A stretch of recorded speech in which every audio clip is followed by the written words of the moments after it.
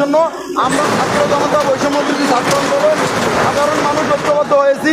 আমরা দেখেছি যে বাংলাদেশে তারা যে পরিমাণ দিল্লির প্রেসক্রিপশনে যেই পরিমাণ আমাদের উপর অন্যায় অত্যাচার করতেছে, একটা ফ্যাসিবাদ আমাদের উপর যে একটা জগদ্দল পাথর আমাদের উপর চাপায় রাখছিল, সেটাকে আমরা গাইবান্ধার মাটিতে পুনর্বাসন করতে দেব না।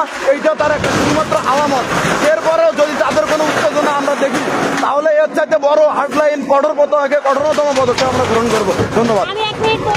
কিছু বলেন আপনাদের যে কর্মসূচি সারা দেশে বুলুটু যান, এই কর্মসূচি গাইবান্ধার অংশ তারে ধারাবাহিকতা এই অংশ হিসাবে অব্যাহত থাকবে কিনা? হ্যাঁ, অব্যাহত থাকবে, এভাবেই থাকবে। আমাকে শান্তি লেগেছে কেমন করে আমি আজ একটা নারী 17 জুলাই যেদিন আমি আন্দোলন করে বাসা ফিরি, সব টিম মেম্বাররা করে যাচ্ছে, সে মুহূর্তে আমি আমাকে এখানে পাথর নিক্ষেপ করছে প্রথমে, পরে আমার আমি পড়ে গেছি মাঠে। পড়ে যাওয়ার পর মানে পাথর নিক্ষেপের ওরা ভাই বোনরা আমার যখন আমি পড়ে যাই তখনই ওরা আবার আমার উপর পাথর নিক্ষেপ করে। তারপর আমার ভাই বোনেরা এখান থেকে সবাই চলে আসে, আমাকে নিয়ে গিয়ে শোয়ায় প্ল্যাটফর্মে। তারপর তো আমি অসুস্থ হয়ে যাই, তারপর এদের অবস্থান শুরু হয়ে যায়। কিন্তু আসলে আজ নারী হিসাবে শুধু এই প্রতিবাদ না, পুরা বাংলার প্রতিবাদ, ফ্যাসিস্টদের প্রতিবাদে, তাদের পাপের আস্থানায়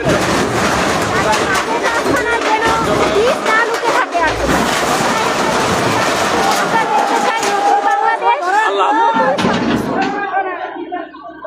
ভাই ভাই এই জায়গা কিন্তু যমুনা দেখা গেছে ভাই।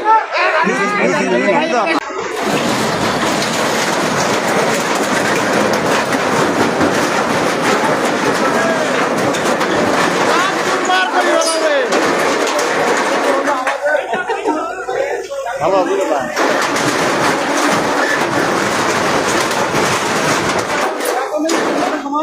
ফ্যাসিবাদকে গাইবান্ধার মাটিতে একদম চিরতরে নিশ্চিহ্ন করা যাতে পুনর্বাসন না করতে পারে।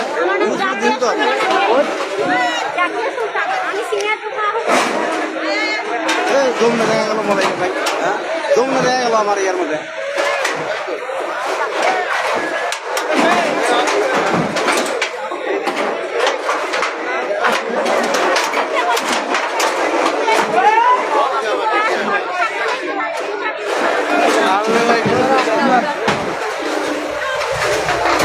ভাই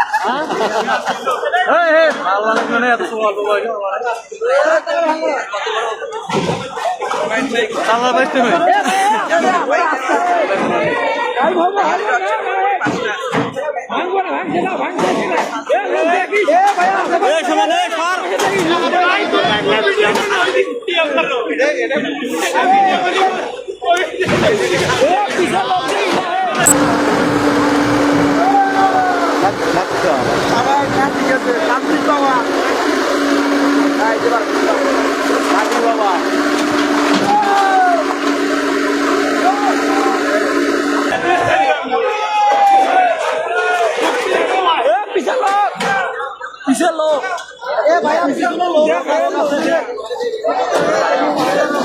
ভাই আমার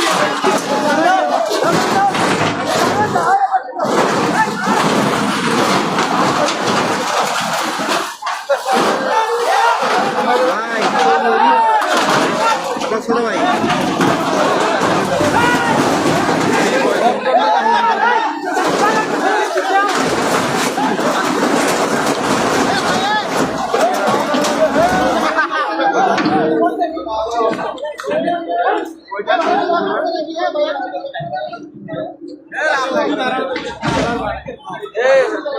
ভালো তো কাছে কাছে